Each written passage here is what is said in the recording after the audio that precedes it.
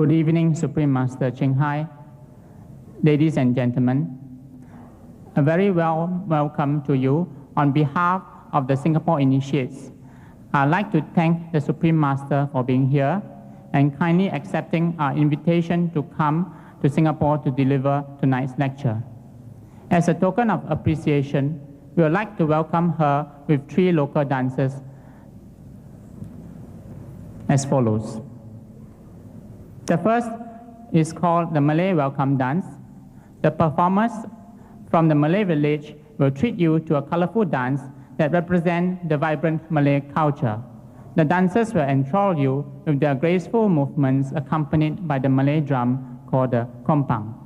Let's put our hands together and welcome them.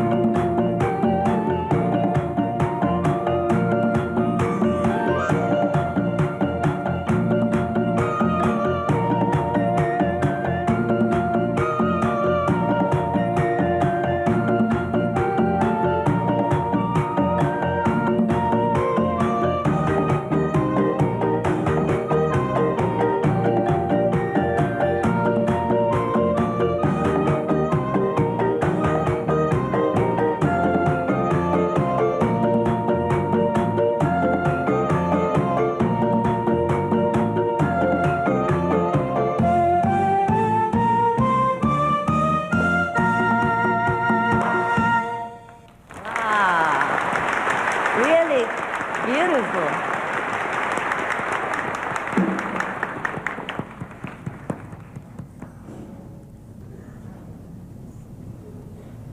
Thank you. Terima kasih.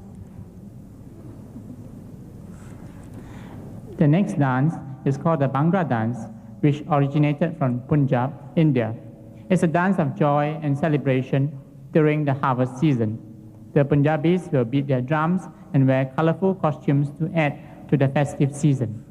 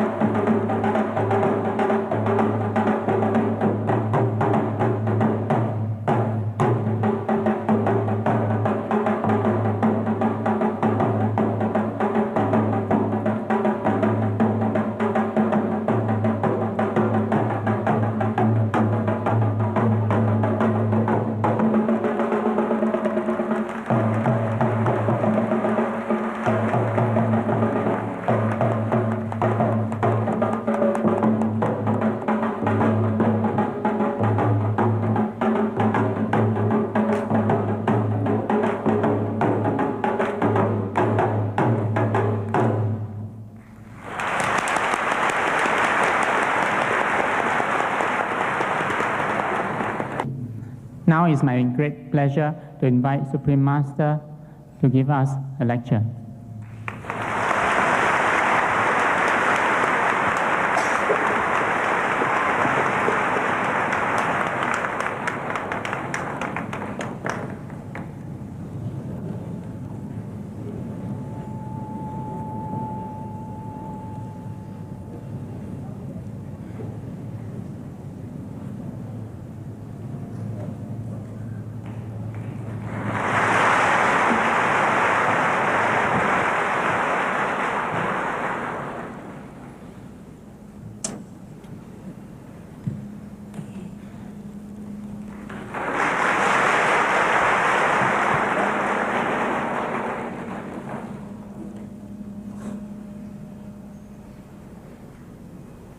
Now we would like to present masters with flowers and fruits.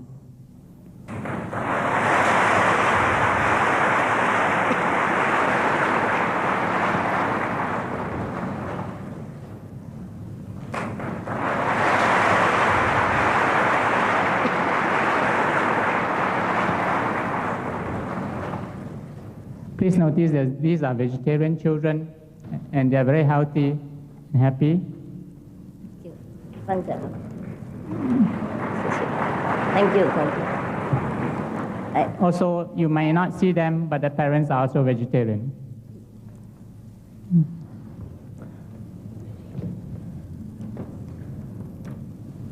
We have a lot of adult disciples presenting Master with flowers and fruits today, and they include Singaporeans as well as disciples from Taiwan, Indonesia, Los Angeles, Germany, and Thailand.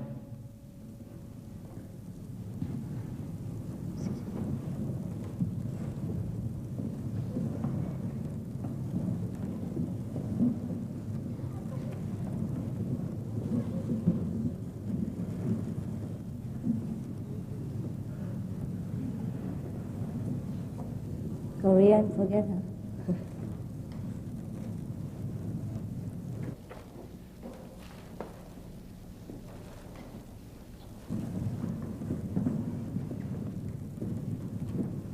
Wow. We can open a flower shop.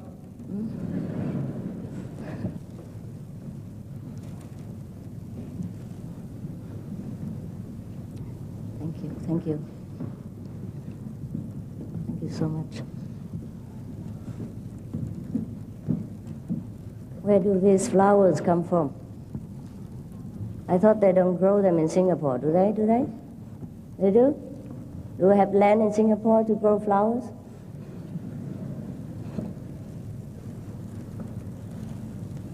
So now you know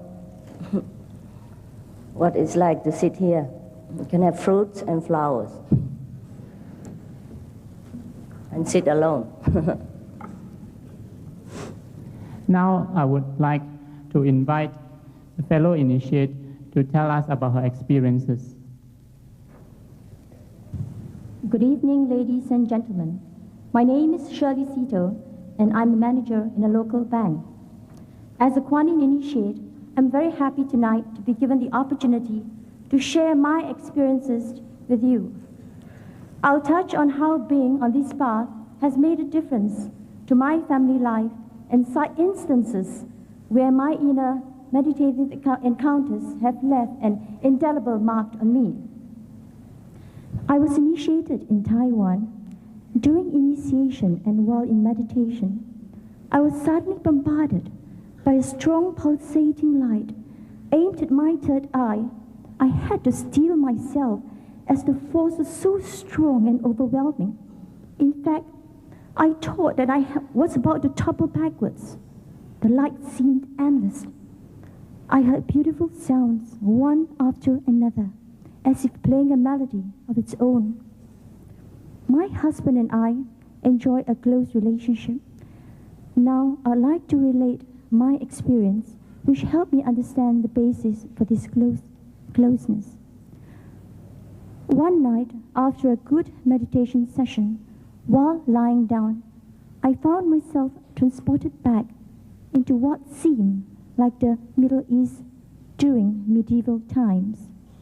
As if looking into a crystal ball, I saw a sword-wielding man with a prominent mustache, whom I knew intuitively as my husband.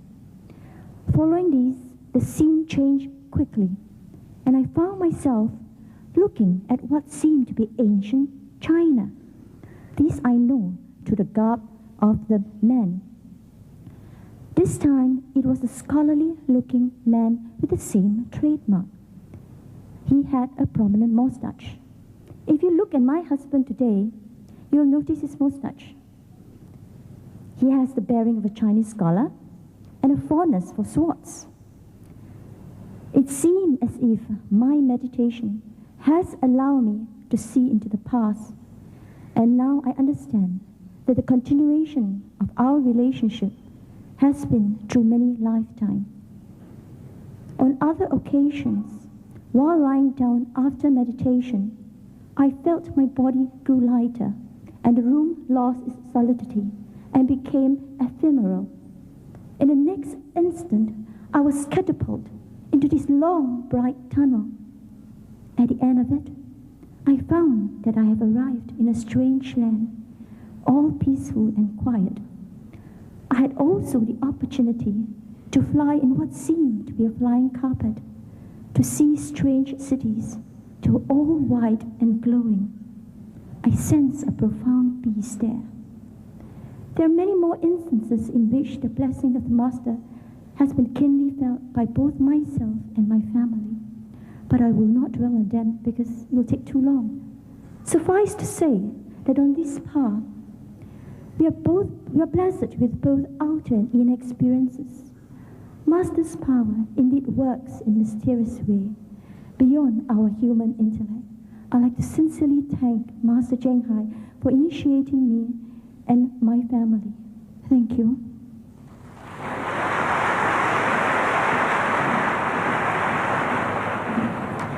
Ladies and gentlemen, and the husband, and here's the mustache. May we welcome Master Chinghai to give us the lecture now.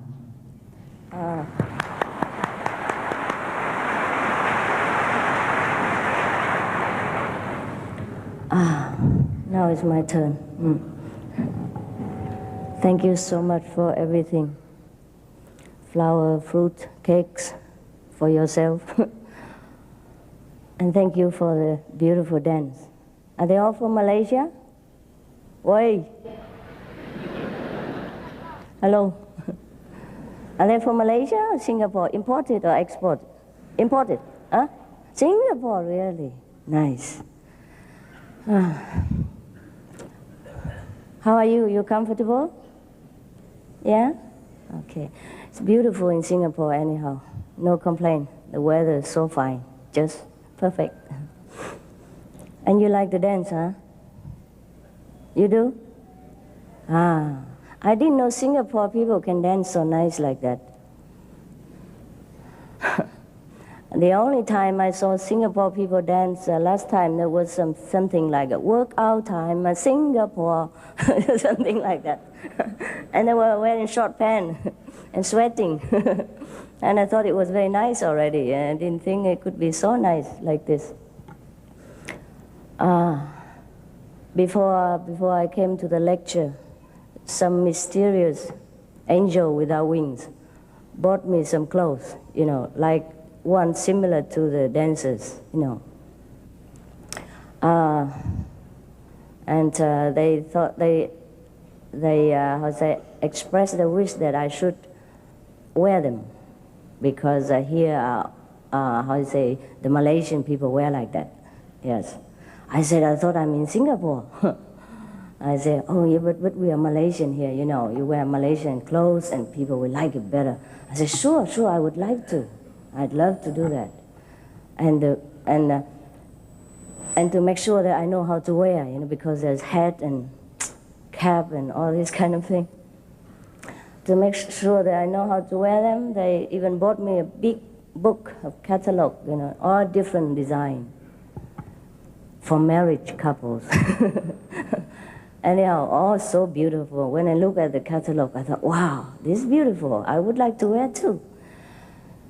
And just to make people feel also closer to me, that I'm one of you. Okay, I tried on to please you.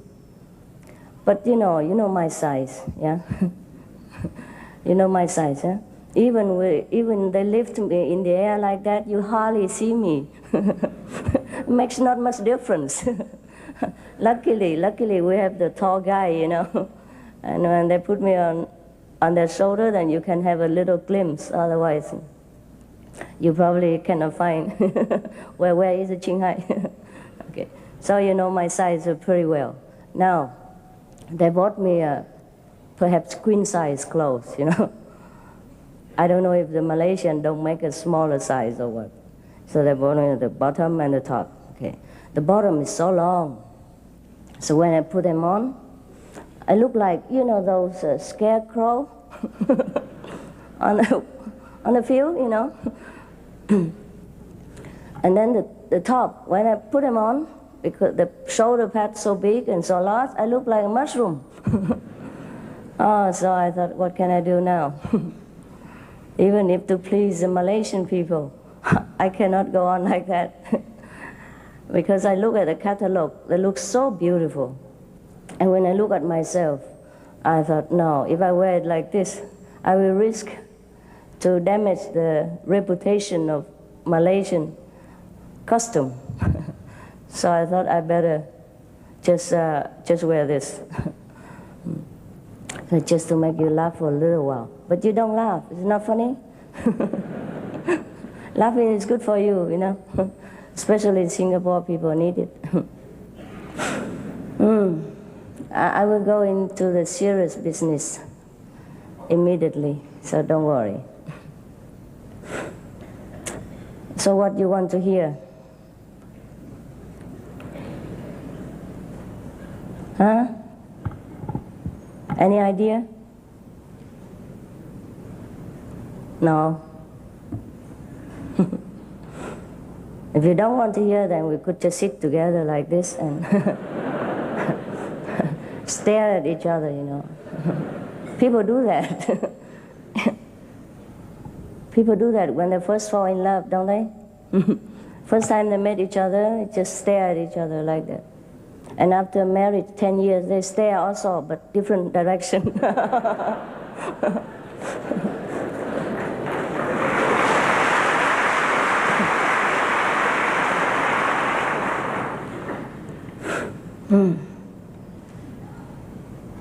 When I see you, I forget everything. That's the trouble. Now when you saw me coming with all this Satan chair, you probably think I am a very great person. But in fact, I'm very small. That's why I had to be lifted so high. The level, my level is about 1.50 meters.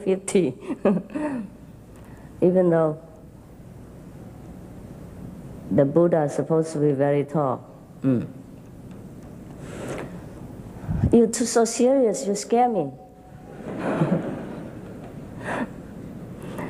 It's not the first time you see me, no? First time? Yes, no? No. I came here 2 times before. No? Nobody saw me before? Somebody see me before? Raise their hands. Yeah, of course. Old friends. We have been seeing each other many times. And you know, I love Singapore because of the reclaimed land. It's unique. When we were driving, you know, on the way here, it's wonderful to feel that, you know, like before it's supposed to be a sea, and now due to the cleverness of the Singapore people, you can drive on top of the water, you know. So who say that we don't have magical power? The Singapore people do, they must. Otherwise they don't have enough land. And I think it's fantastic that you, after sowing all the mountains down, you even dig the water, dig the ocean, and make it a highway, you know. This is fantastic. And I was saying to our friend who drives the car that it's okay to be small, you know, like me. Don't have to, because we were talking a big country, yeah? And I said, oh, Singapore is beautiful. It's small, it's beautiful. And he said something like, we try to expand, you know, to make it bigger. Just like this afternoon when I tried the Malaysian outfit, I tried to expand myself to fit into it. And so we were talking about the country size, and I say, no, maybe Singapore is small, that's why it's easy to govern, and that's why you develop so fast, and it's the envy of many nations. So we should not always consider the size, whether it's big or small. The same thing happened to the spiritual life. Many people expect that the enlightened person ought to be enlightened. That being must be something extraordinary, must be perhaps 7 feet tall, or have feet like this or hand like that. Because we read the sutras, in the sutra, the Buddhist Bible, it described that the Buddha has such and such a mark, like his feet, linked together like the duck, his leg look like the deer's leg, and his eye look like a cow's eye, thing like that, And they try to make the Buddha beautiful, but if you put all this together, it's make a funny Buddha, They don't realize that. Perhaps in the old time, these kings of animals are the best symbol of beauty, yes, and a noble character. That's why people try to convey to the one who loved the Buddha, try to convey to others that he is so beautiful, like, the way he walked like the king of goose, yeah, and his chest is like the lion, and such and such and such things, yeah. But when you put all these animal parts together, you don't know what kind of Buddha that is. Now this is the outside only, and the inside of us, each one is the same. I think all of you know that. But how same? And how can we know that? And this is a difficult question. Even though it is very easy, but it is difficult. Because we have forgotten it, that's all. We have forgotten completely what we really are, and we are busy with chasing our dream every day and trying to fulfill our immediate desires, and we forget. We forget what we really are and where we come from. Just to tell you how forgetful we can be, I'll tell you a true story of myself. I went to Australia, I think 2 or 3 years ago, also due to invitation, the first time. And we're supposed to have 3 lectures in different cities. The first lecture went on all right, no problem. The second lecture also all right, I was on time. The third lecture, I was late. The only reason is not traffic. It's not that I slept. It's not that I have no car or nothing. The only reason is that I forgot. I forgot that I had the lecture that evening. I keep doing my things. Like the room is a little bit untidy, so I keep tidying it up, and then I try to move things here and there, like it's my house. Perhaps it's balanced my schedule, a busy schedule, give me something to do. Perhaps so, or perhaps I'm a perfectionist. Whenever I see something is not in order, I try to put it in order. But that is to the extent that I forget that I had the lecture that evening. I forget until half an hour after the beginning time.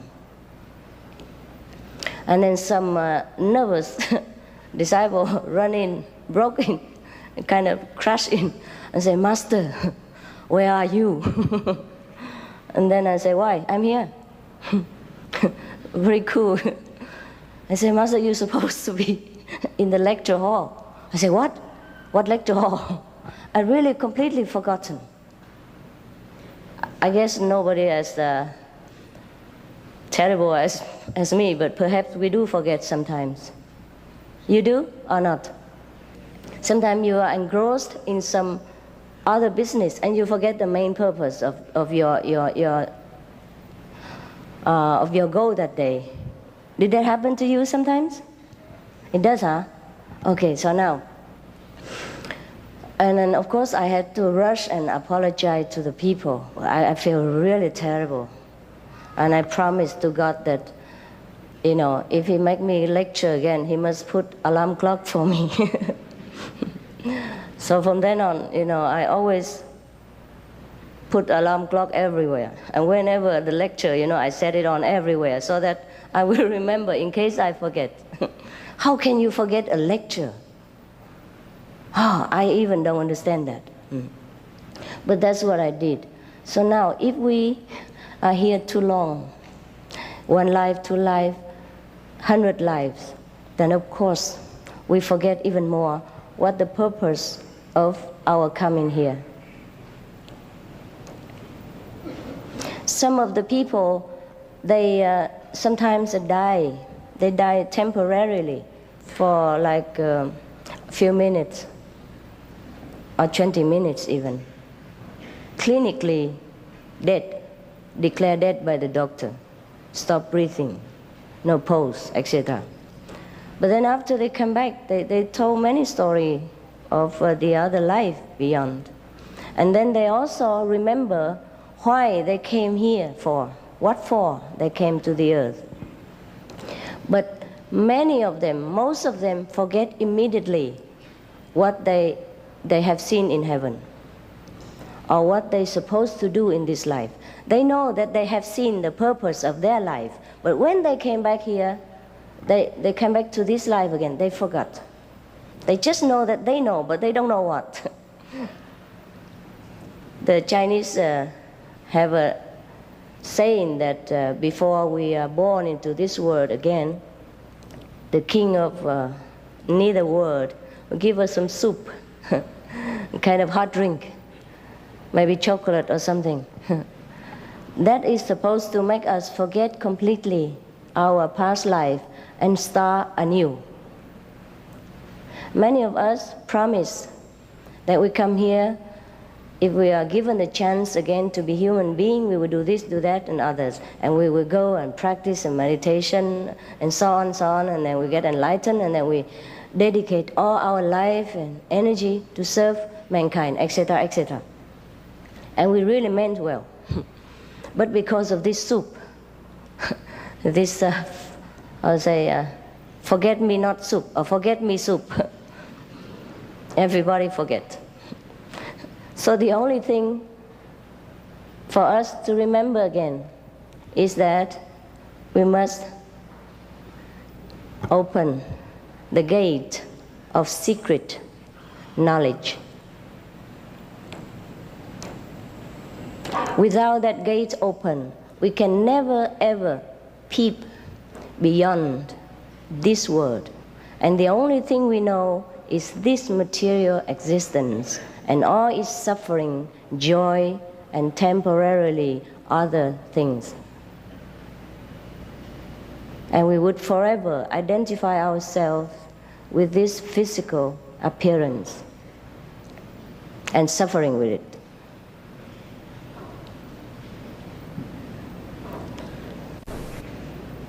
But why? Why must we remember the purpose of our coming here?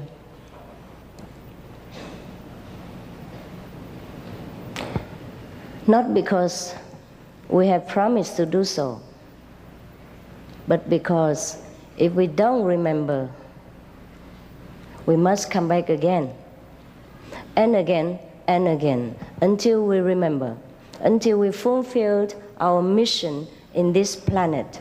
And then we can go to higher existence or remember our original great position in heaven or in nirvana.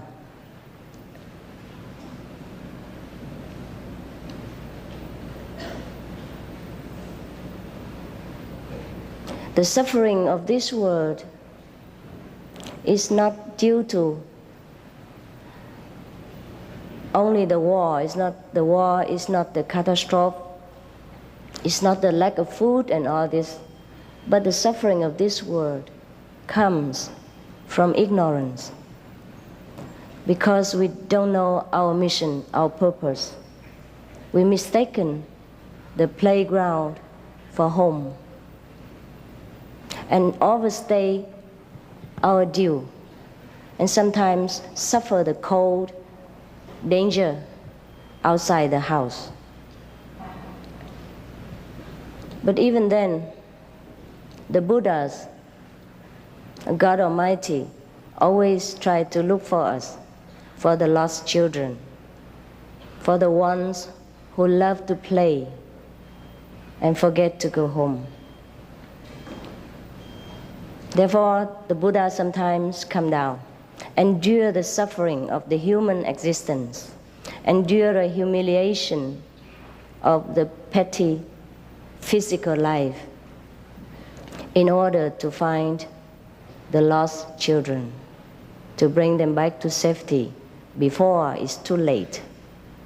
Because any house, doesn't matter how solid it's built, one day it must be demolished by itself or by some other element or some causes, or have to rebuild a new one because it's too old. This world is a big house, very beautiful, very solid house, but it's not permanent house. That's why the Buddhas, the saints, like Jesus, Mohammed, etc., they came down to us, extend their blessing to us.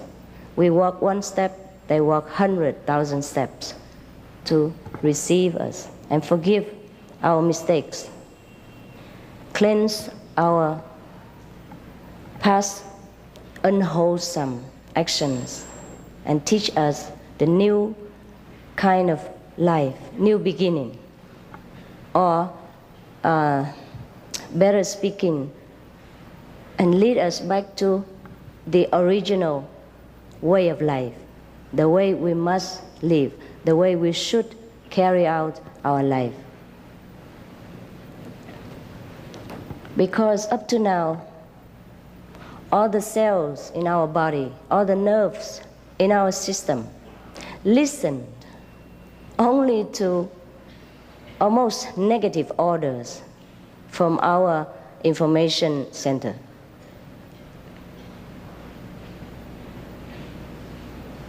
That's why we have war. That's why we have assassination. That's why we have,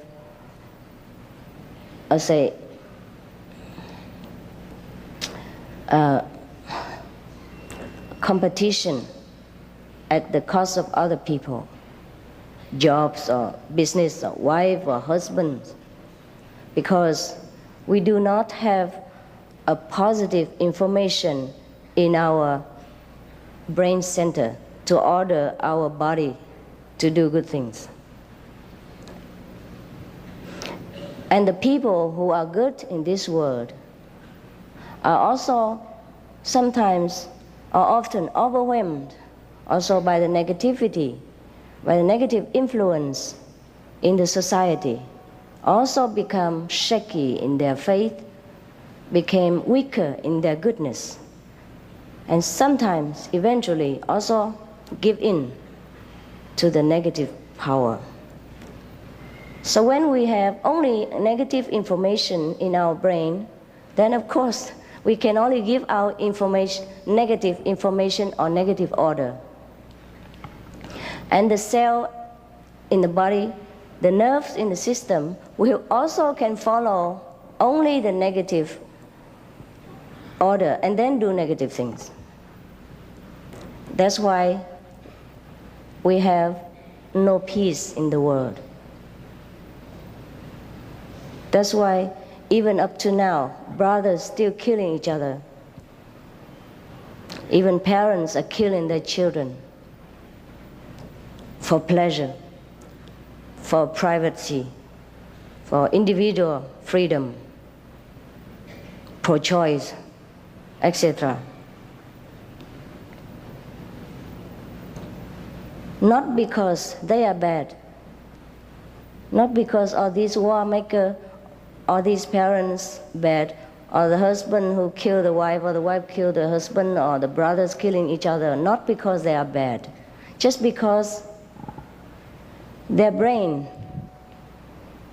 are fed only with negative information, only with negative ideas, and that's what they carry out. Whatever the brain order, the cells comply. The cell have to do it. The body must function. And that's why we sink deeper and deeper into depression. And that's why our world is almost any time in danger of, I would say, disappearing from our own making. So the only thing to help us now is very logical, is that to feed us with positive information, to change our information stream every day. We must receive good information, positive information, constructive information, enlightened, wise informations. And then from the brain, it will direct the cells, the nervous system, and everything will do only good, only peaceful, only wise, only constructive, positive things. And that's how we save the world. Otherwise, it doesn't matter how much peace talks, how much money we spend on arms, on the army, still we don't have secure feeling. Look, one day, this country just finished the war, shake hands with each other, okay, we start anew. And the next morning, we heard that the other country broke out in war.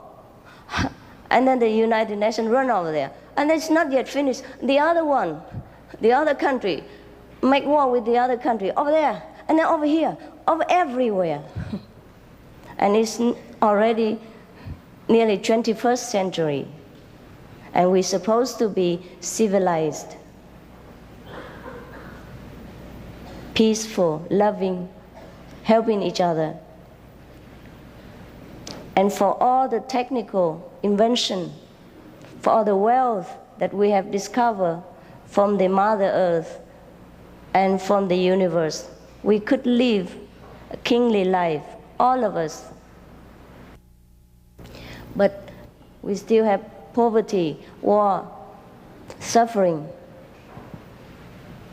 just because we don't have enough positive information to feed our brain and our whole system with. That's all there is about enlightenment. Enlightenment is a way of positive life.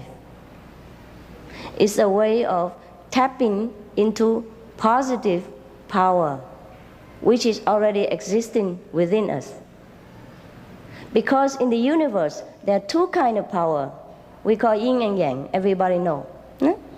Now we are living almost in yin. No positive, no yang, because we did not open that resource. This word is a negative word. So it is obviously that we have plenty of yin everywhere. And the negative or the yin is easily accessed, is more accessible to everyone. Except when we are wise enough to turn also into the positive department and draw therefrom something for us for everyday supply. Then we are balanced. Then we can do wonder to the world. And of course, there will be no more war, no more suffering. That's why we said earlier that the suffering in this world is not due to any individual or nation. It's due to the ignorance of us, the earth people.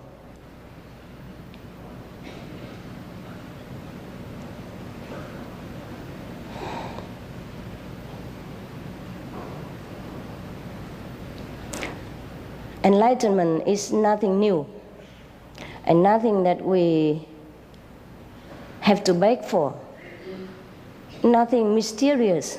It's just a positive power that we have within ourselves, laying, sleeping unused up to now.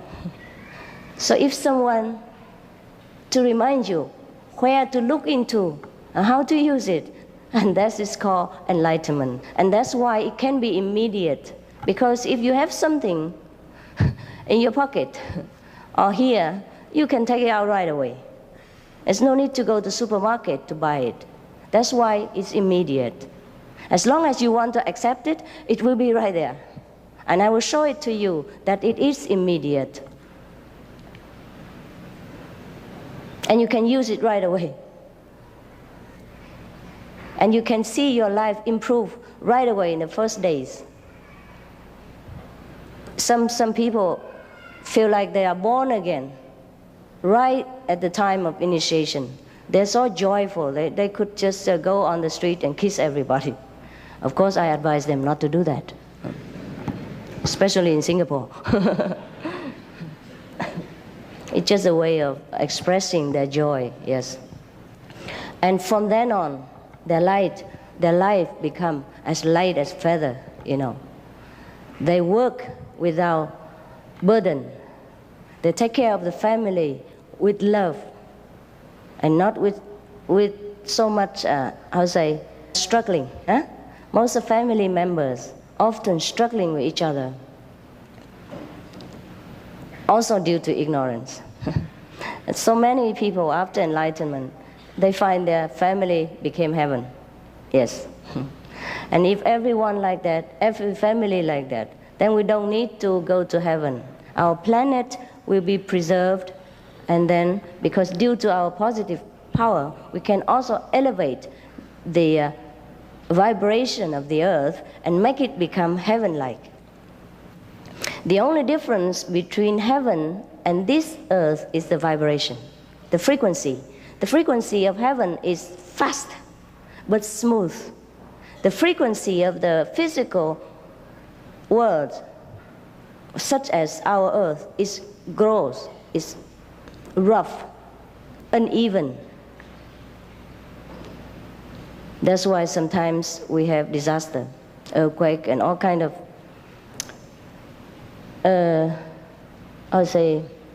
eventful weather. Of course, we can say it from weather forecast, the wind in the northeast, and the wind something like that, and cause all this and that. But it is altogether due to the vibration of the whole planet and the atmosphere around it. In heaven, they don't have it. They don't have typhoon. They don't have earthquake. They don't even have earth. They don't even have wind. Everything is different. And the heavenly beings, their vibration also different. Because they are different, they have their vibration different. Therefore, heaven is different. So if our vibration is different, our life becomes different, even if we stay here. Of course, we cannot change the whole planet into heaven if the people of the earth are practicing only in a small number. But if the whole planet, or maybe even half of us, practice in such a way, then the vibration of the earth will also change. Then other half also will be benefited without having to do anything. Just like in one family, the father and mother goes to work, yeah, and the whole family can benefit from the parents' salary. No need for the children also to go to work. They can later when they want to, when they grow up, as a duty to society, but not because of necessity. And of course, the more money they earn, the better for the family. Similarly, the more people practice into heavenly kind of life, and the more elevated our earth will become. At that time then, our house here is safe. Otherwise, it's not safe. As long as the frequency is so gross, is that, we say that in English too? Gross, yeah, rough, yeah. Then it's bound to happen that one day it will break apart or explode. We learn that the finer the things, yeah, the more invisible the thing, the more enduring. Similarly, yeah, our earth is too gross, too heavy, so it's bound to happen sometimes that it will, destroy itself. If we do not destroy it before that, with our atom bombs, with our environmental abuse, with our, I'll say, ignorance of the protection of the atmosphere around the earth, we sometimes poison ourselves with too much chemical, poison our earth, poison the water, and so it's bound to happen that it cannot last. There's no need to be a clairvoyant person or predicting, well, like Nostradamus or something, to say that the world is not everlasting. We can predict it ourselves if we look around our neighborhood and see how we treated our planet and how wars have damaged each and every corner of the world, now and again. There is a story about two devils who live in a mountain. Actually, they're not devils, they're kind of semi-ghosts, yeah? Demigods, gods or ghosts, perhaps half angel and half goblin-like, yeah, okay. And they live together too. One is green and the other is red, just like the green light and red light outside. Okay. Green is for peaceful, smooth going, right? Red is for war, stop, obstruction.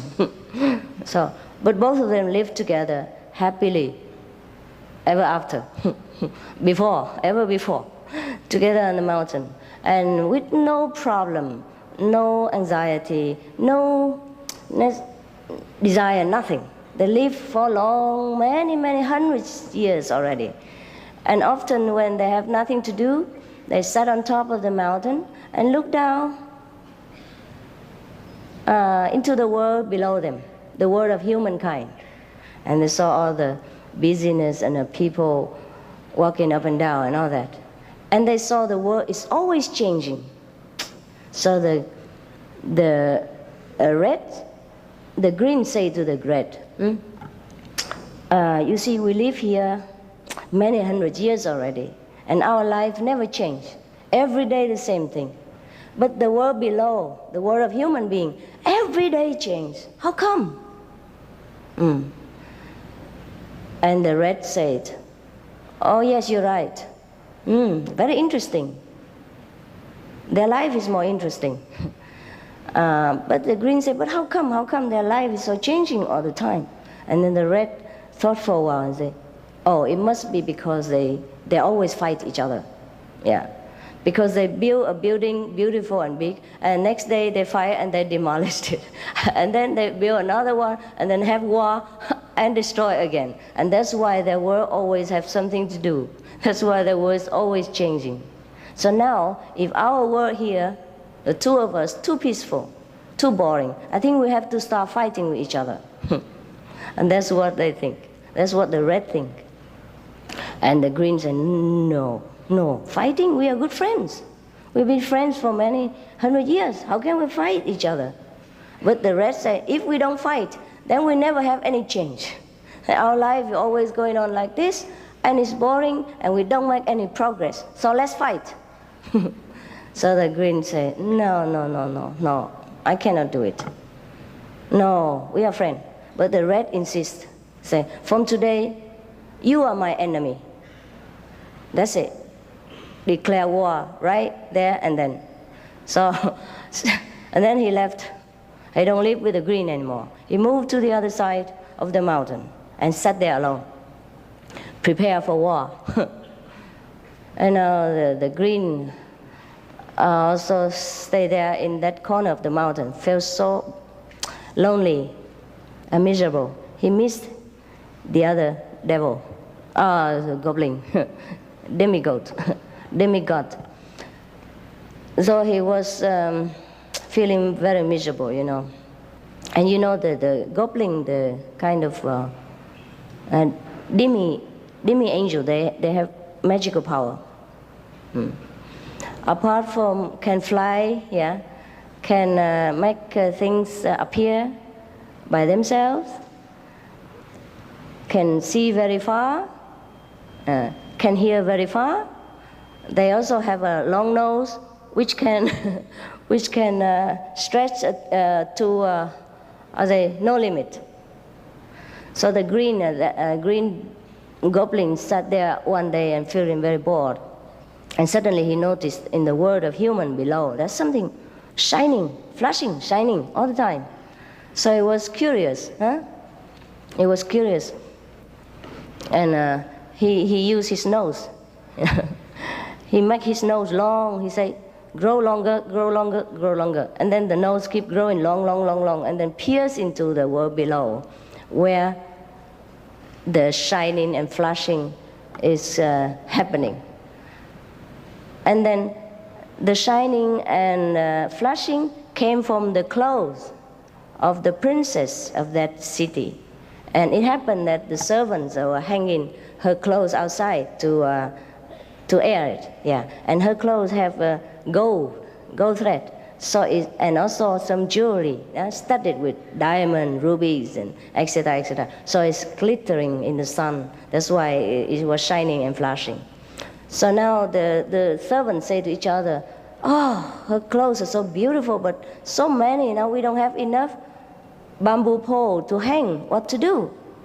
At that moment, the nose of the devil, the goblin, just arrived on time. Did you hear this story before? No? Oh, I'm glad. So and then the servant thought, oh, we have a long bamboo, enough to hang the rest of the clothes on it. So they put the rest of the clothes of the princess on this green pole. And then happy went inside. Eat some chapatis. So now the goblin, the green goblin, suddenly felt so heavy on his nose. So he was scared. He immediately, pull his nose back to the normal size. And then there come all a bundle of glittering clothes at his feet. And he was thinking, oh, must be a lucky day. So he tried on.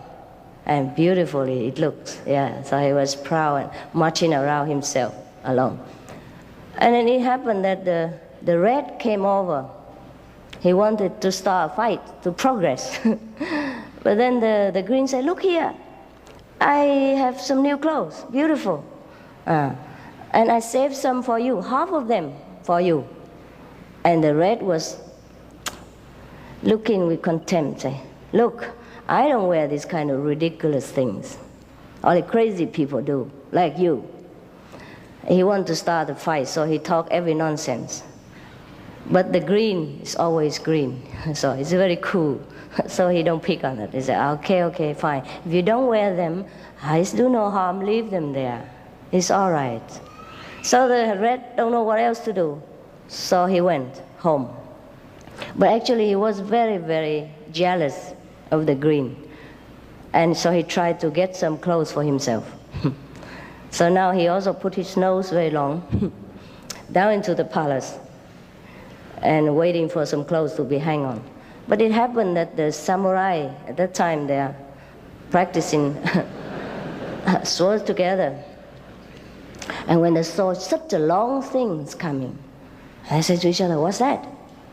And the other said, it must be the new invention of the enemy trying to attack us. Let's kill it first. Oh, okay, then pack with the sword. And so suddenly the red felt so sharp pain, and immediately he pulled back his nose to the normal size. And then here it bled, and he cried and cried so much. And then the green heard his crying and came over. Said, what happened? What happened? And the red was so embarrassed and angry and cannot say what the truth is. So he said, leave me alone, and things like that. You don't bother me. And so the queen said, no, I don't bother you. I just want to try to help you. It's bleeding. Look here, I know the medicine. And I put it on, it will stop right away, and your nose will become beautiful like before. Otherwise, you have a big scar here, a big hole there, and then it will be very ugly. I just want to take care of you. And so the red, after all, feel touched and said, all right. And then he cried his heart out. He said, oh, it's really hurt. Please, quickly, help me. Make it better, quickly. Yeah. And then from then on, of course, they make peace together because he had enough with fighting. He thought, okay, fighting is no good. He learned the lesson of peace. From then on, they wear nice clothes and drink tea together every day, and no more war. But our world has not learned this lesson of love, and it is a sad affair. So now, instead of always writing on the newspaper, criticizing the government of this and that country, scolding this and that dictator, telling the army what to do, because it has not been any use up to now. So instead of doing all this, or apart from doing all this, still we have to find a way out for ourselves before it's too late. And the only way out is the so-called enlightenment. And enlightenment is only getting back the positive information that we badly lack. And it's right there. Because it's already there. It's just that we didn't use it. When we are born into this world, everyone must take care of the immediate needs, such as cold, hunger, or environmental, infection, etc., etc. Therefore, the immediate reaction from birth or since childhood is all this material comfort, all this physical need. And that is why we don't have the chance to remember the positive information that we must have in order to survive, in order to be wise and to fulfill our duty better in this world. You see why we forget? You see why we don't have it? You see why we have it but we don't use it? Just because immediately this world overwhelms us with physical threat. So that the immediate reaction from us is that to protect ourselves, the body, see? Feeding, drinking, clothing it, building house, buying more blankets, and getting a big car so that we can move around, building a big road so that we can drive the car on, etc., etc. All this physical necessity immediately from birth overwhelm us and take all our time up. And that's why it became a habit to us to preoccupy ourselves with physical needs alone. And that's why we forget further and further, more and more about our other positive side of nature. And that's the only secret. Does it make sense to you? Okay, thank you.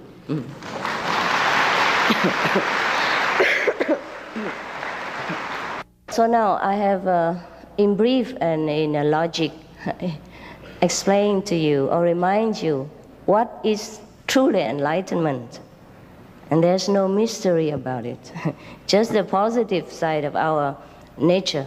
And we have both inside. So up to now, we only use the negative because of the necessity of this negative world force us to always have to lean on the negative side to survive. And then the more we do it, the more we forget the other side. That's all.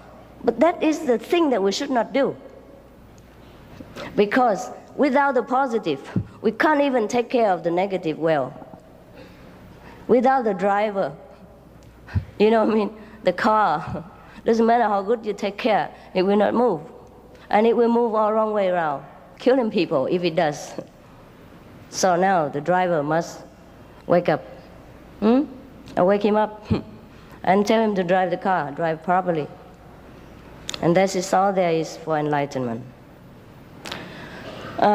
Because the time is late due to your working hours and regulation of this theater, so I will not go on and on anymore. And perhaps you want to ask me some questions, then please do. And then I can continue further to satisfy I'll say, inquiry. Will I be liberated if I practice the Kuan Yin method? Of course. What else do you practice the Kuan Yin method for? Huh?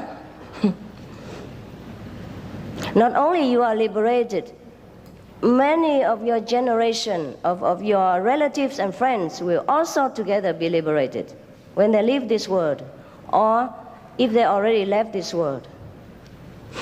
The power is how to say, incredible. Master, you said that you can show us immediate enlightenment. How can I get initiation? When can I be initiated?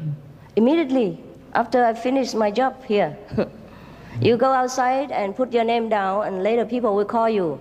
And when I am free here, I go and tell you, okay? And immediately, I mean it. As soon as you sat down, I will knock you out of ignorance, of course. Yes, be quick, huh, brother? Master, I understand that there's a method called a convenient method. Is it the same as the Kuan Yin method? Not exactly, but it offers you also a taste of enlightenment. And you can continue to practice that every day without such a strict a regulation as a pure vegetarian diet or a 2.5 hour a day, thing like that. You can meditate half an hour every day or 1 hour apart, or 20 minutes, whatever you like, and eat the vegetarian diet as conveniently as your position or your situation allows. So that's why we call it convenient method. And you also have enlightenment, but it's a small kind of vehicle. You can only liberate yourself alone. And the Kuan Yin method will liberate many of your relatives and friends, up to 7 or even 9 generations. The people you don't even know, your ancestors, etc. And your next generation, your grandchildren are not yet born, etc. Because of the blood link, they will also be free. Master, when I'm the host and I have to take some friends out for lunch or dinner, and they are not vegetarians, should I order all vegetarian dishes to eat, as I'm the only vegetarian? No. You order what the guests want to eat. We don't impose our lifestyle on other people and impeding their freedom. It's their choice, okay? Master. If they want to, if you ask them if they want to try vegetarian also, fine. If they agree, if they're happy with it, just tell them once in a while you try. If you like it, okay, fine. If they don't, then you don't do it. Master, after initiation, can I still continue to repeat the Guru mantra, Shiva mantra, and so on, and visualize the divine form of my religion, which I'm used to for the past 15 years? Sure, you can. You can, but I'm afraid it's too many, and then you will take the whole day long to recite. Master, please advise me how to access to the first level of the kingdom of God, or what must I do to start? The first level only? Your arm and so low? Huh? Why don't you go to the 5th at least with me?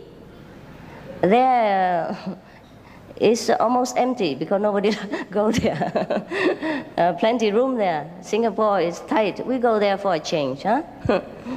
A lot of palaces, no traffic light, no jam. The first level is nothing to aim for, brothers. There's only astral beings who live there. Only small heaven and hell. There is only magical power, small healing ability, small clairvoyance talent. That's all there is. And you may live there hundreds or thousands of years, but you come back here again, and who knows where you will be and what you become. So why go to the first level? First level is as unsafe as this world. Yeah? Don't aim to go there. That's only the A, the ABC of everything. We started from there, but we don't go there. We don't stay there. Master, in the first precept of no killing, if a snake is to enter my house, should I kill it in order to protect my family? You don't have snake in Singapore. Don't give me trouble.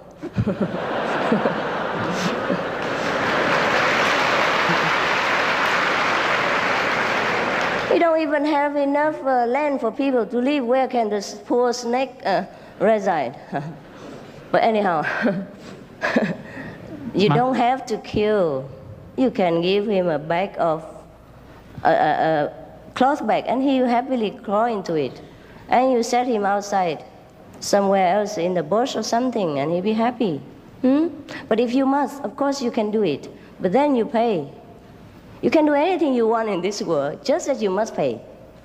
Not in monetary way. It's in karma, see? You kill him, and later you'll probably be wounded somewhere or have severe headache or your arm suddenly gone, paralyzed, or anything like that. You pay, maybe temporarily or maybe long term. It depends on how great the things that you have done, how much you took from the physical treasure of the Lord of this creation. The more you take, the more you pay. The less you take, the less you pay. That's why I advise the vegetarian diet, because it's the less expensive. You know, even though animal life, a vegetable life also have life, but it doesn't cost so much.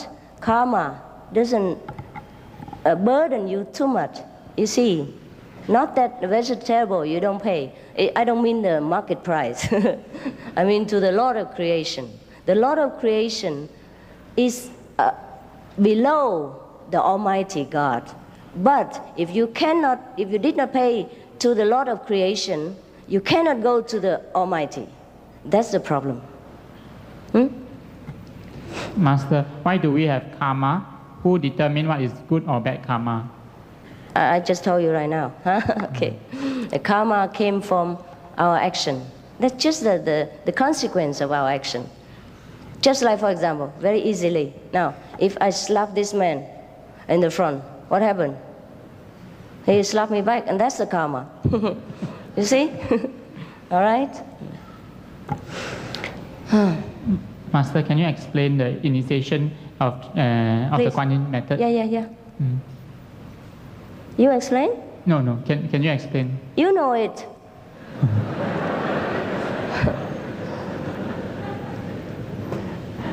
Master, if I cannot take up initiation... What? You don't explain to people?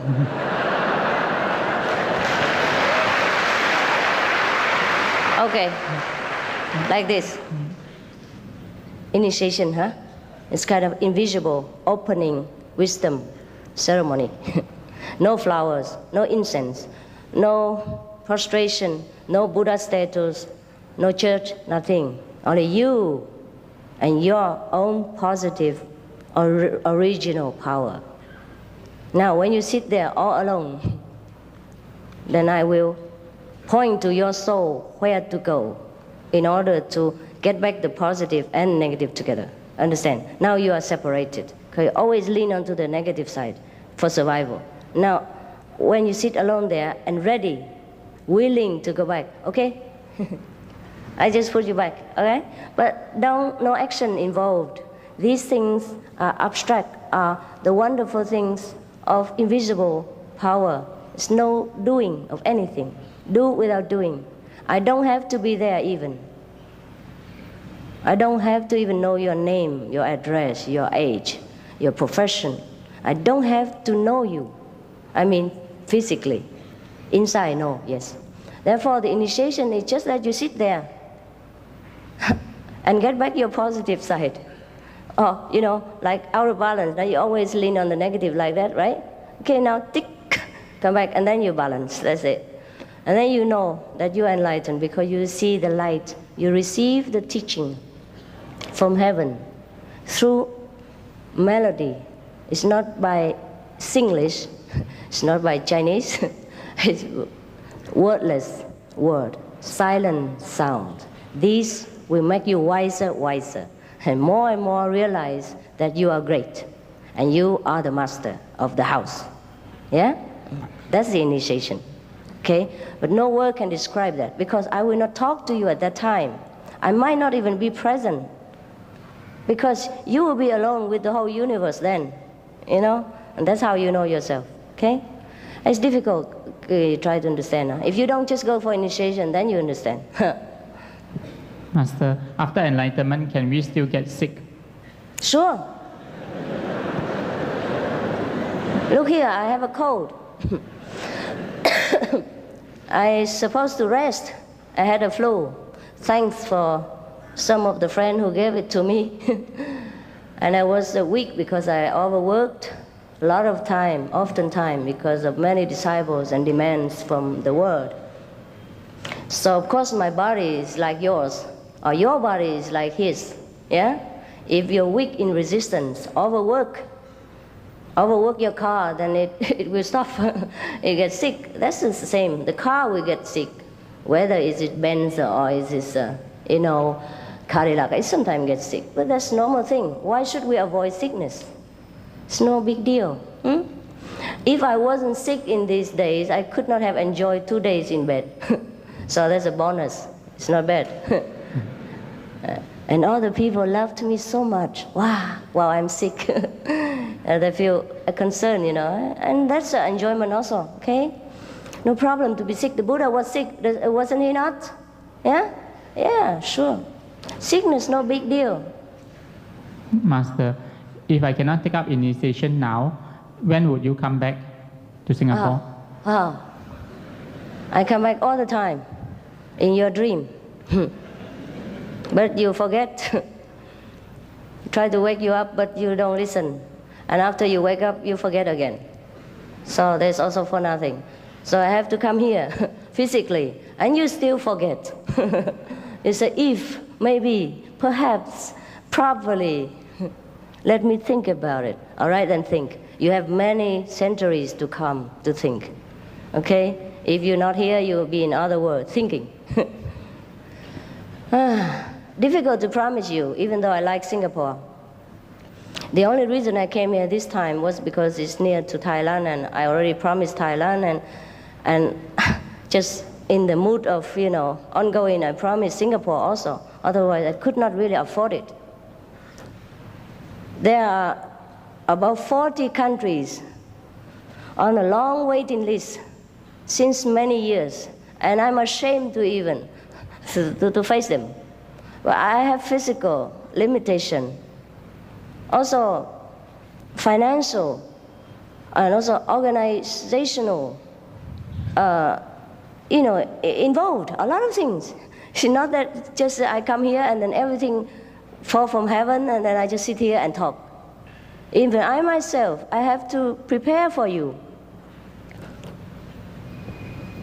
I never read newspapers or books, but when I'm going on lecture, before, you know, I don't care much. After enlightenment, I don't care much. But then I have, after beginning having disciple, and the more disciple, then I must read books and all that. I have to get in touch with the world in order to talk to the world people. So last night, all night long, I read. I did not sleep 1 second until about 5 or 6 this morning, and I finished reading the whole Singapore and all kind of regional and worldly problem and books, and then I went meditate. Even with my flu, all sort of medicine, it made me so drowsy. I had to fight with it in order to make a better service today. Of course, I can just sit here and say anything. I could say that. But it's not sincere enough in the worldly level.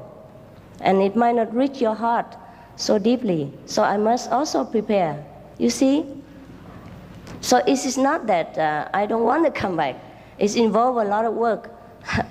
At least hundreds of disciples involved in this work and prepare for us today. So we must thank them. Of course, we thank God.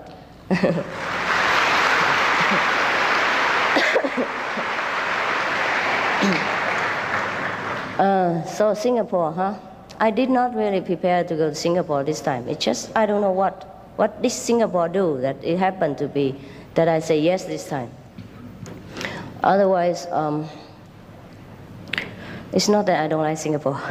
Also the one reason I come here, you know why? Huh? Good government. Yeah, truly.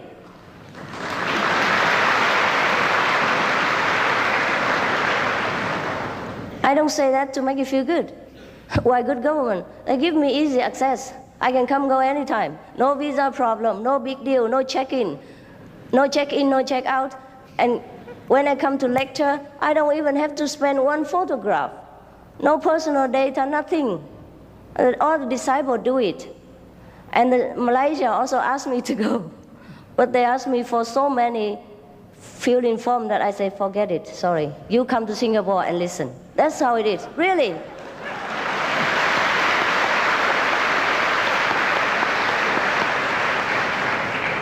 Any Malaysian people here? Is that true what I said? Yes, now you know, huh? Now you know, okay. So I cannot promise you, forgive me. The truth is like that. But because Singapore is so easy, it could be that I come more often, see?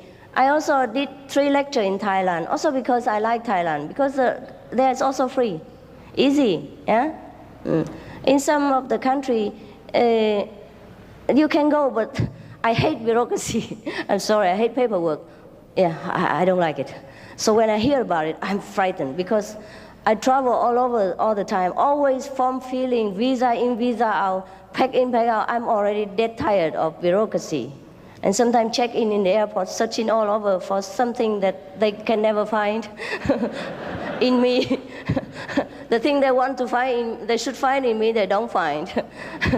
Anyhow, so I am tired of the bureaucracy. So anytime when I can avoid it, you know, when I can avoid, anytime I can avoid paperwork, I just say no. And I say, Singapore, Malaysia, very near. Why don't you just come here? That's it. Am I fair enough, right? Yeah? Master, Yeah? how would a person know that he is enlightened? Oh. If a person has a child, how does he know? Do you know that that daughter belongs to you or not? Or you don't know?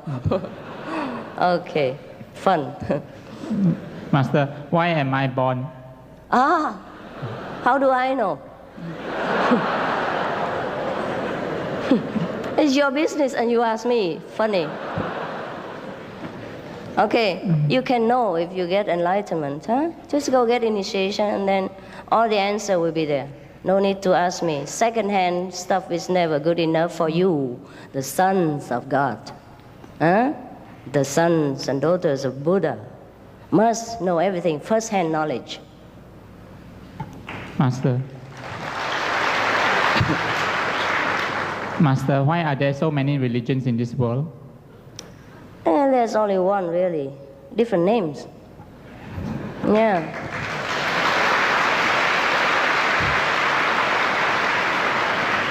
If you take time, if you don't believe me, if you take time, study all the religion together, compare them all, and then you know what I mean. Just because people don't study other religion, which is also good, fine. Be concentrated on your religion. If you know one religion, it's enough. Because it's similar in other religion. Tell people to do good, don't kill, don't steal, don't worship God, or Buddha is just a name. Yeah, and no religion teach people to do bad thing, or stay here forever and eat and drink and die here. All religion tell you, be good person here and find heaven while you can, right? And everything else is just blah, blah, you know, bureaucracy and detail.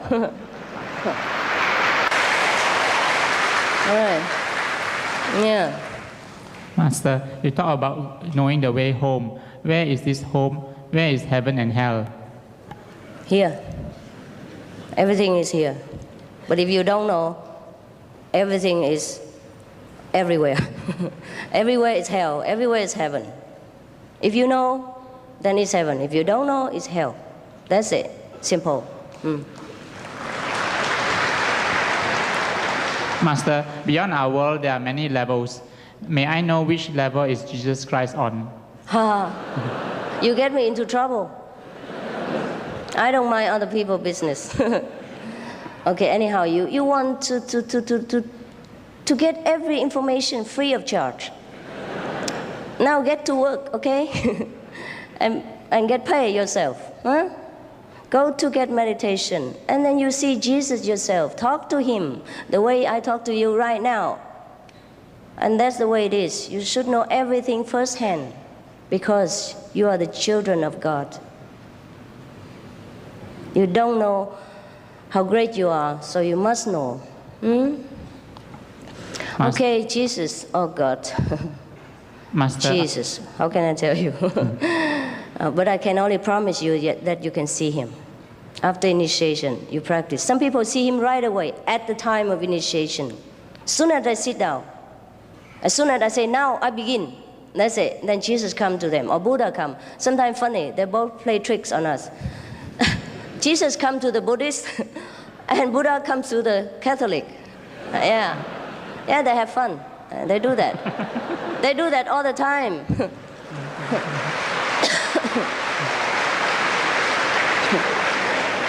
So at that time, you can ask him, what is your level, by the way? You know?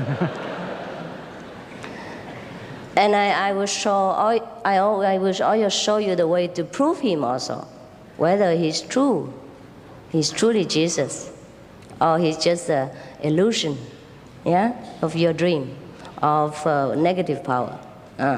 Therefore, we need instruction from the teacher. Verbal instruction doesn't mean enlightenment. After verbal instruction, and you sit quietly, do nothing, and I do nothing, that is the time when you get enlightenment, not by talking, okay? Right.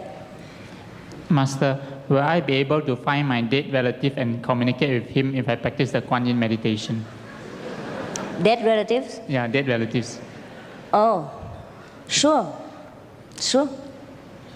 But I'm afraid maybe you don't like to go there. Some of your people, difficult to get in touch with. Yeah? If you want to go to such place, you need a master, otherwise you'll be in danger. Yeah. So it's not always good to see dead relatives, huh? Now you practice Kuan Yin method, and some of your relatives, dead relative, will be immediately released from whatever suffering they have. If they're already in heaven, they will go to a higher level of heaven. If they suffer light punishment, they can go immediately, quick. If it's too heavy, then we have to negotiate. Yeah. Then the master must negotiate, or have to suffer for that person. But it won't be too long. For example, if that person has to suffer for 1,000 years, and the master won't have to suffer 1,000 years, just maybe a few hours, or sometimes few seconds, sometimes few minutes, sometimes prolonged, but not big deal sickness, thing like that. So it's not always ideal to see your dead relative. Huh? It's better to see alive relatives and and encourage them before they're dead. Okay? Love them, serve them, encourage them before they're dead. Huh? But you can see them. You can see them. Many of our practitioners see their dead relatives and friends come in to thank them, that due to them they're liberated. That is no big deal. No big deal.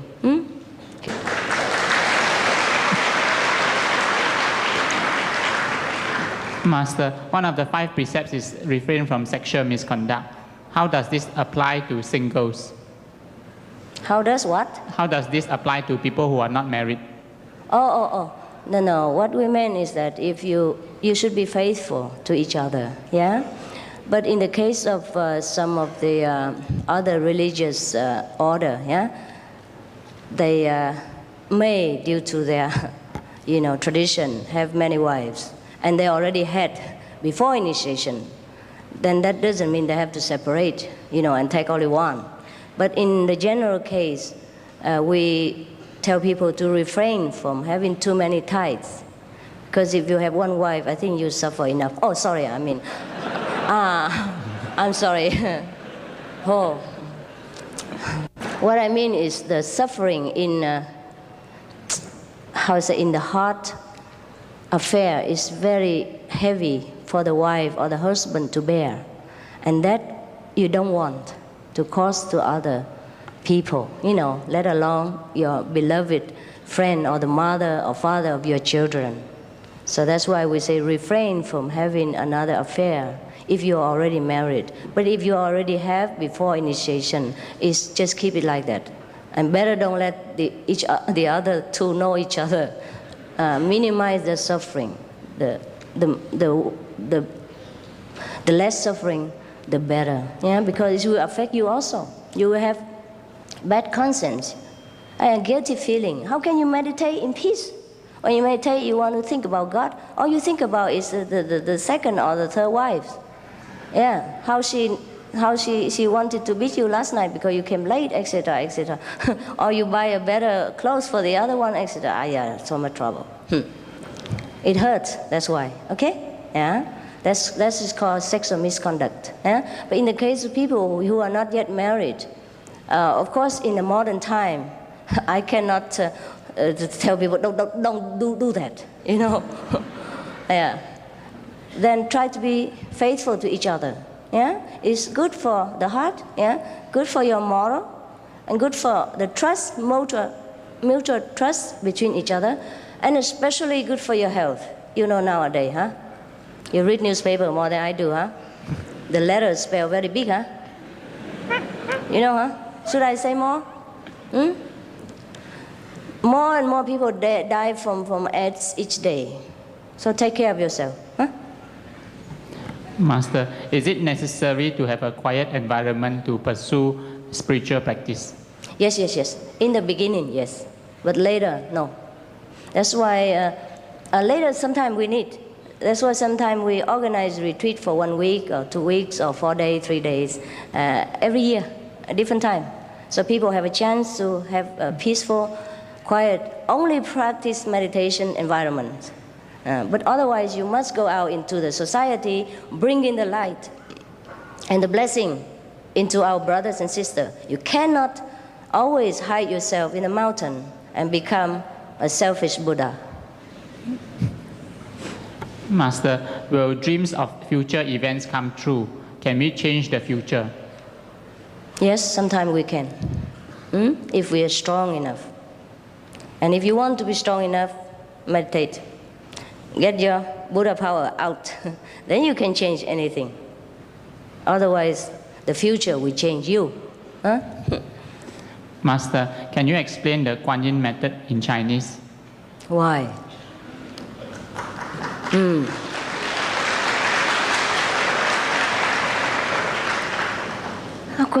Now I'm speaking English so smoothly. Suddenly I have to speak Chinese. 这个嘛，你就去外面问我徒弟就可以了啊。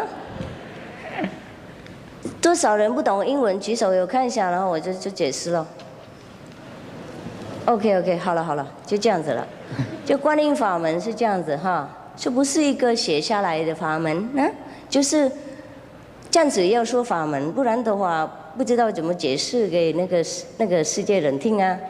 事实上，这个法门是不用语言的，比方说。要传法给你们的时候，要你们开悟的时候，我们两个就静的，然后自然呢，这个我们两个内在的佛心会沟通，然后在自己会反应这样子，那就是叫观音法门。在反应的时候，我们就会听到佛音啊，就像音乐一样，很美丽啊。我们越听越舒服，越听身体越快乐，精神越充满，越来越有智慧，越聪明，越来越懂啊，然后越来越知道我们是佛这样子啊。那个所以叫观音。观察这个音，这个什么里面的那个音乐了、音流了、佛音了，就所以才叫观音。事实上传法的时候都不讲话的，也许我会叫你怎么做，在哪里做要停一点，都是这样子。不过这些不是开悟的方法，听懂吗？就是一种身体的活动这样而已哈。所以观音法门，要真的修行的话，应该。开悟的时候才知道哈，就用语言呢很难讲啊，就是我帮你们开智慧就对了，然后这个佛性那个那个所谓的佛教说烦内找自心的闻自心的，记得吗？啊，那个就是观音了。好，谢谢啦。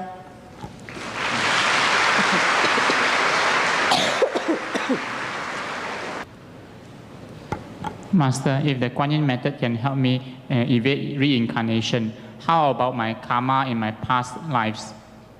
Oh, I burn it. I throw it in the dustbin and set fire to it. Finished. Okay? It's like computer. You know where karma come from? Come from your reaction and action and reaction, of course. But where it come from? It's stored in your subconsciousness. There's a button. I just push it, and it's gone. Okay? It's like your computer, or your record player. You can play it, you can record it, or you can erase it. Just know how. Huh? Master, is it necessary to meditate 2.5 hours every day? What if someone cannot meditate 2.5 hours, maybe 1 hour or less? Is it all right? Then you die. Sooner or later. 2.5 hours is the required minimum to cover all our expenses. It's only 1/10 of the day. 24 hours we devote for the world. Only 2 hours for ourselves. Isn't that enough? Actually, you should meditate more, but because of the busy schedule of this world, 2.5 hours is fine. You can do it anytime. Sitting on the bus, on the subway. You don't have subway here, huh? Sorry. Or sit on the airplane, sit in the park, or sit in the bathroom. Anywhere you can meditate. And you can add it up, all day. Not that you have to sit straight 2.5 hours. But later you can. Later you can sit sometime all night. You don't feel anything. You feel like just 1 second. Yeah? And sometimes you miss the bus stop. So make sure you know where to get off. Huh? It's so easy. You don't believe it. You cannot believe it. So easy. Children can meditate long hour. 6 years old on, sometimes they sit very long. Nobody forced them. Children should spend sometimes 10 minutes, 20 minutes, only for fun with the parents. Of course, they also have enlightenment then, but we don't force them to meditate too long because they're children. But sometimes they sit longer than the parents because they have nothing to do. They're free. Master, I started practicing meditation in 1975. Since then, I have some minor magical power like healing, foretelling, or even look into the future of my relatives.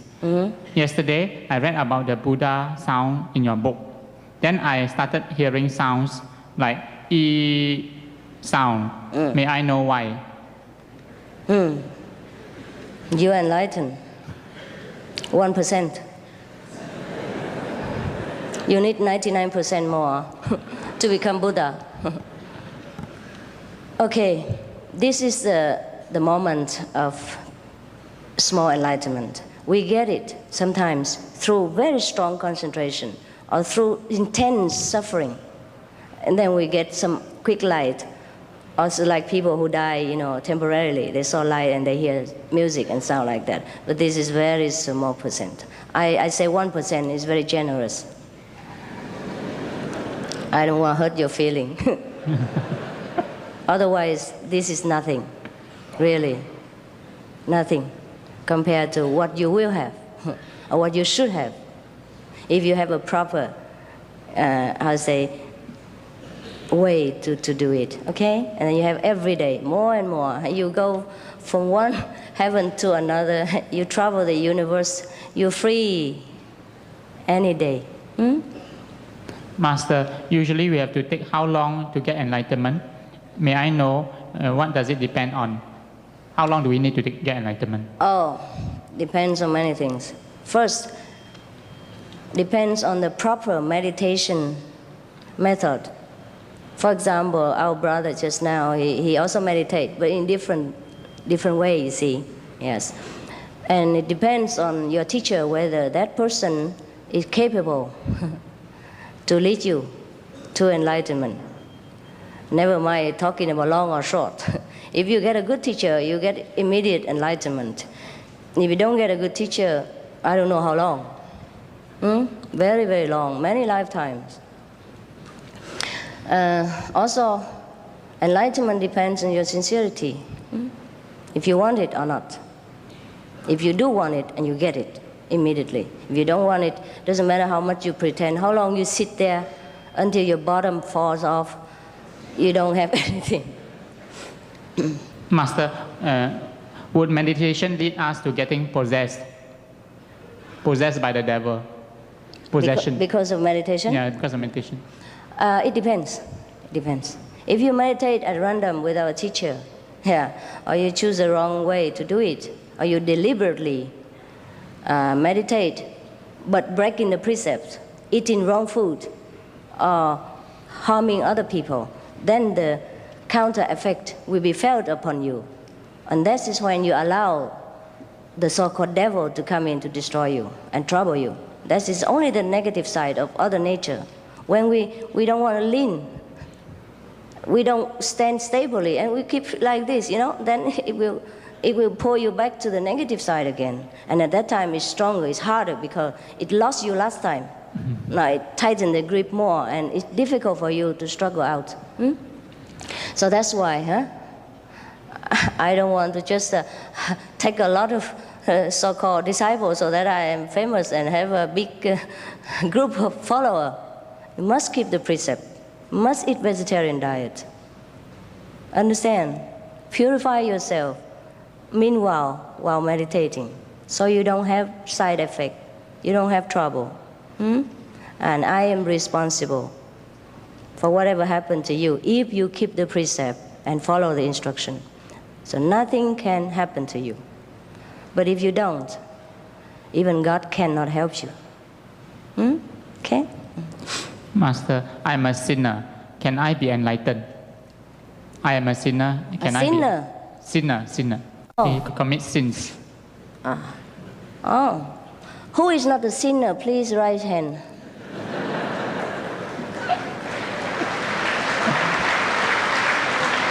No. Who is a sinner? Please raise hand. Me also included, okay? Don't worry, don't worry. No one is a sinner. We just ignorant. We have not been taught the way of the saint. We have been only taught to survive in this world, how to eat, how to clothe, how to look after this physical vehicle. That's all we have been taught up to now. All the education is also leading to that end, so that you can have a good job, right? We have not been taught the wise way, the holy way. So now is the time. No problem. We did think we don't know. How can we be sinner? If the child is not taught and he make mistake, how can he be blamed? Blame God. He didn't send you a teacher soon enough. His fault.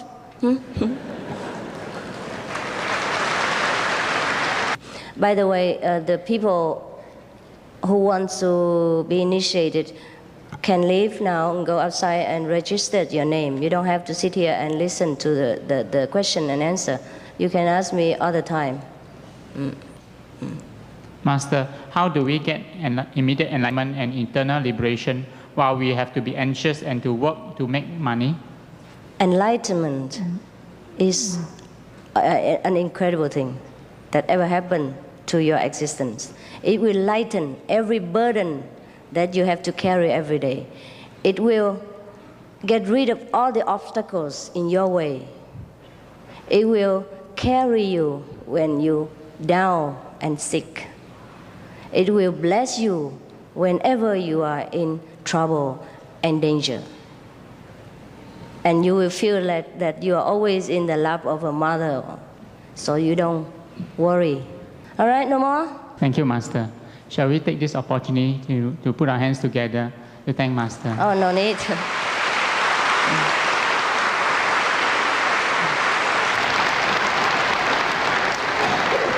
Okay, I thank you all for your loving attention and for your trust, your love, your friendship.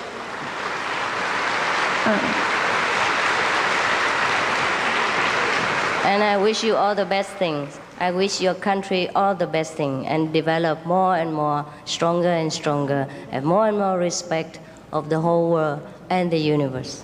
And I wish you, most of all, enlightenment. If not sooner, then later. Okay?